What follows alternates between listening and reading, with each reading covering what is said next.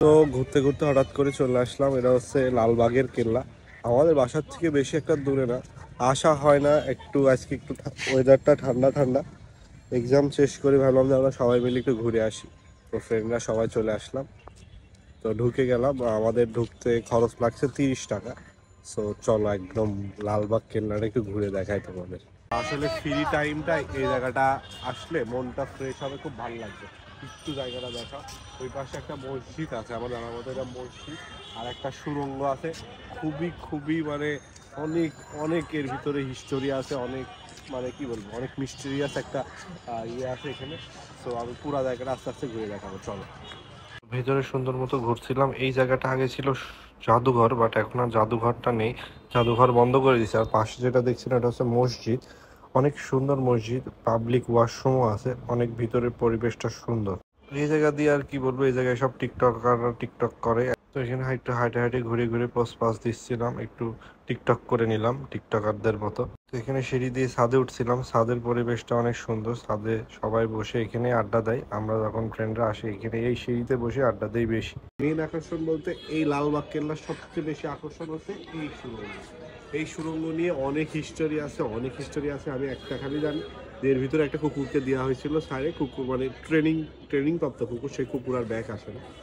আরও অনেক আছে, এখান থেকে একটা নদীতে যাওয়া যায়, কয়েকটা দেশে যাওয়া যায়, আরও কয়েকটা রাজপ্রসাদের সাথে এই সুড়ঙ্গ আর কি মিলিত হয় আর কি, আমি শুনছিলাম। অনেক ভয়ঙ্কর। আর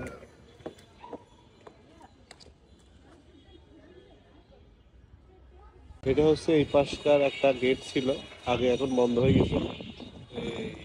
এটাই হচ্ছে সম্পূর্ণ আসলে। সো আপনারা ছোটবেলায় সবাই বইয়ে পড়ছেন যে লালবাগ কেল্লা, লালবাগ কেল্লা। আসলে লালবাগ কেল্লাটা কেমন, এখানে অনেক ঐতিহ্য, অনেক স্মৃতি, অনেক হিস্টোরি আছে এখানকার, আসলে বললে শেষ করা যাবে না।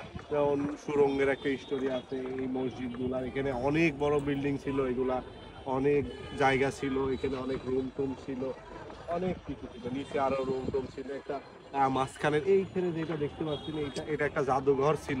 বাট এখন অনেক কিছুই চেঞ্জ, বাট বইয়ে যেটা পড়েন এটাই হচ্ছে সেই লালবাগ কেল্লা।